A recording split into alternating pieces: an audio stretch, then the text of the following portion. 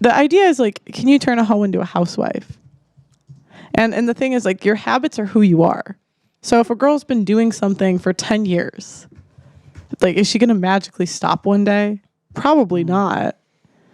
It's the same thing with a guy. If he's cheated in every single relationship he's been in, he's probably going to cheat on you too. I disagree. I think people can change. I think the man can change still. The man can grow, man. Yeah. I think people can change, but I think the actions of either being a hoe, like what comes with it, it may manifest in different areas. She may not go out and do the things, but it may how do I explain it? It can be in different areas of her life. Mm-hmm. So if even in guys with cheating, if they say, okay, I'm not going to cheat on my wife, if they don't fix it, if they don't work on it and change it, it can manifest in different ways. It may not be in cheating, but it may be in different areas, in work, in other relationships. They may be just dodgy in however they approach different things. I'll send it to you in the DMs. I got you. I just found it. No, because the thing is, like, so I asked my dad, I was like, Dad, do people change?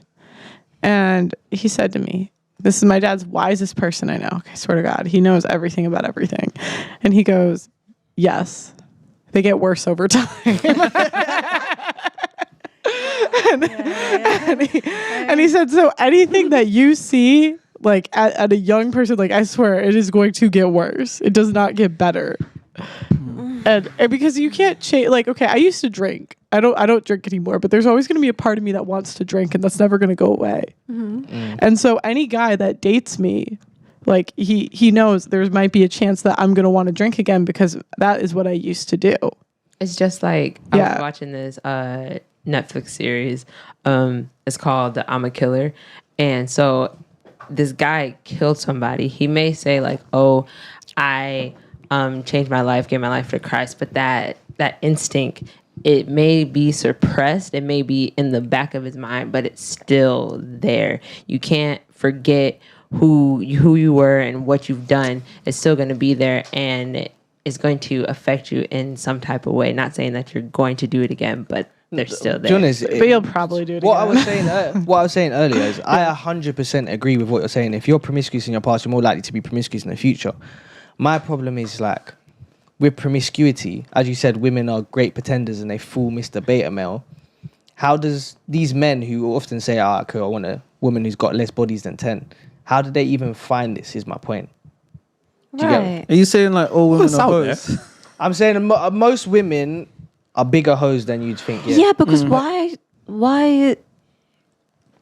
should a woman not be sexual? I don't understand. Like, the reason is, if you have the desire to get married and to be with that one person, you're essentially making it harder on yourself to physically be like, okay, I'm going to be with this person, forget about all these other dudes, because there's things like Alpha would doing where you had this dude that just rocked your world, just changed your life, and you can never get him out of your brain because of all the partners you've been with. And then you have just areas where if you've slept with all these dudes, your ability to is a pair bond with your husband is going to be hard because you've just freely given yourself to all these other dudes, to where when it comes to your husband, it's going to be like, yeah, I love him, but he doesn't do this, like this person did, that person did, that person did. So it's like you have all these bits and pieces of these other dudes that just... Do men not have the same thing? Not in the same way women do, because it's like weird. Men can love multiple women at the same time. Yep. So it's kind of like if a guy has an ex-girlfriend, it's weird. I talked to this pickup artist. Like, I went to a pickup artist boot camp. This dude, so good with women. Like, literally slept with like 3 girls in 3 days, like whatever. And he told me, he's like, yeah, the girls after me, they always seem to get married after, like, I sleep with them. And he's like, I still get mad. I'm like, do you want them? I'm like, he's like, no.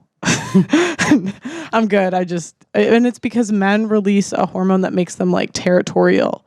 So men can love multiple women on the same time because that's natural to them. There was 17 women reproducing for every one guy, where women can only love one man and it has to be the best that she can do, because typically you were with the strongest guy. Otherwise another guy would kill him and take you with and kill your kids. Yeah. So I think even like the way we're designed reproductively, like we can impregnate multiple women easily, but you get pregnant once and you're like out of the game for like a while.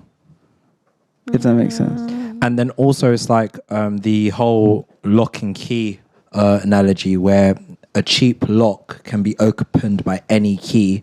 However, a master lock can only be opened by one key.